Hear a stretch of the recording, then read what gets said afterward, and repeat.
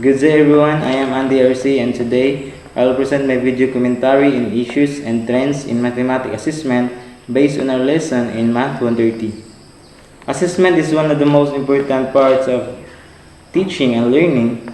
It tells us what students know, but more importantly, how we assess shapes how they learn and feel about mathematics today. Today I will discuss three major issues, three emerging trends, their effects on learning, solutions, and how they apply here in the Philippines. So the first issue we're going to talk about is the low performance in national and international assessments. Filipino students consistently score low in assessments like NAT, PISA, or TEMS. So what is the issue here? So our results show we are behind in math competency. Many of our assessment practices, curriculum load, and teaching approach do not align with global standards or measure deep, meaningful learning.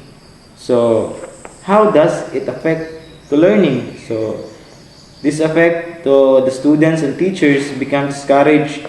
Learners end up with weak foundational skills and they cannot solve complex or unfamiliar problems. Math becomes something to fear, not understand. So here's the solution we can propose about this issue. So first, simplify the curriculum to focus on core competencies. Second is align tests with standards and real life skills. Third one is to use assessment results to fix gaps before moving to new topics. Second issue, most assessment is only test, recall, and basic computation, not reasoning, analysis, or problem solving. So what is the issue? We rely heavily on multiple choice or simple calculation items. We rarely ask students to explain their thinking, justify answers, or apply concepts to new situations. How does it affect learning? Students only memorize steps and formulas. They think math is just about getting the right answer, not about understanding or logic. They fail when problems are slightly changed or applied to real life. And here are the proposed solution, or these are the solutions that we can propose in this issue. First, add open-ended questions and problem-solving tasks. Second, grade process and reasoning, not just the final answer. Third one, include items that require explaining how and why. So proceed to the next issue. The third issue here is the weak links to real-world context. Assessment items are abstract, textbooks based, and not connected to students' daily lives. So that's why the problems are artificial. For example, train A lives at or find X. Nothing students actually see or use outside the classroom. And we can question how it affect learning. So this issue how this can affect learning. So students ask, why do I need to learn this? They lost interest, see math is irrelevant, and struggle to use it in real life, work, or community.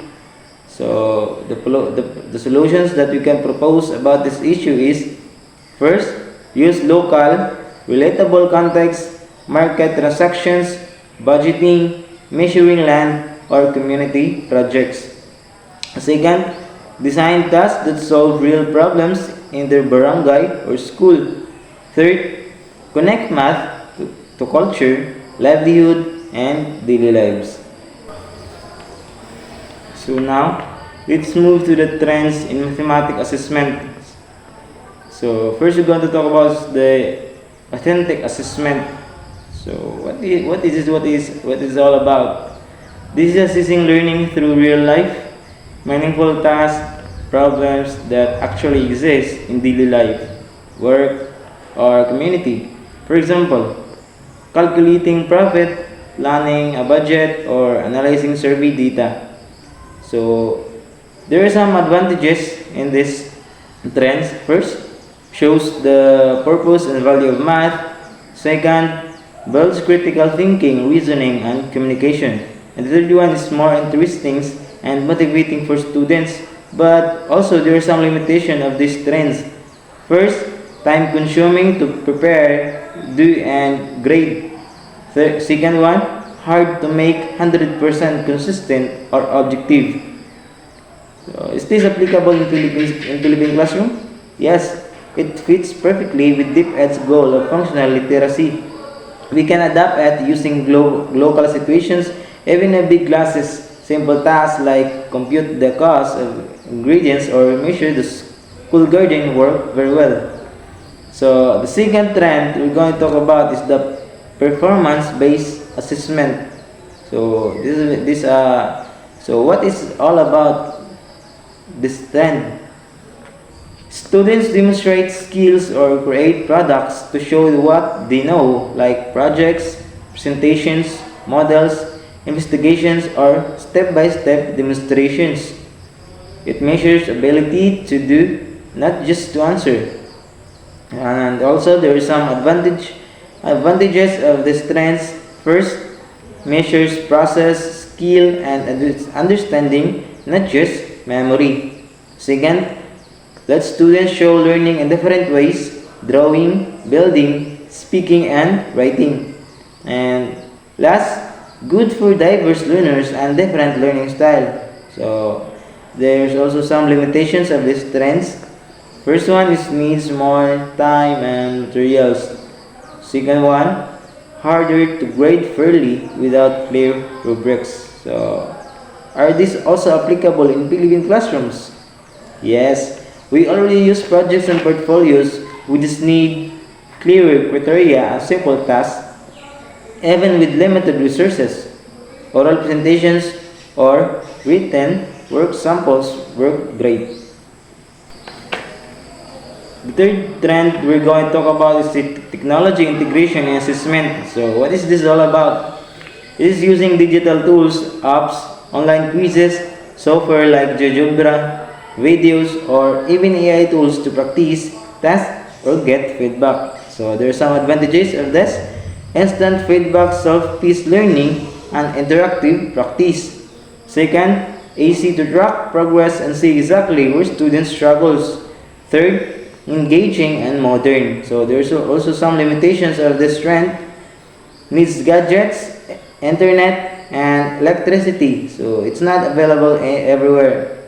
Rest of over-reliance, students lose mental math skills.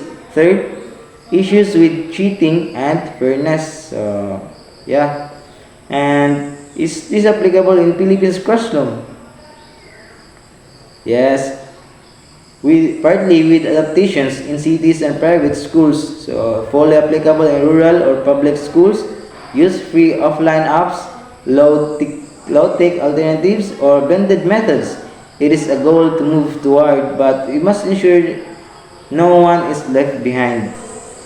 Performance-based summarize, we face issues of low performance, lack of high order thinking, and weak real-life connection in assessment. But we can improve by adopting trends like authentic tasks, performance-based output, and smart use of technology. Mathematics assessment should not just measure learning, it should improve it. Our goal is to help every student understand, use, and value mathematics. So that's all. Thank you for listening and good day. Thank you.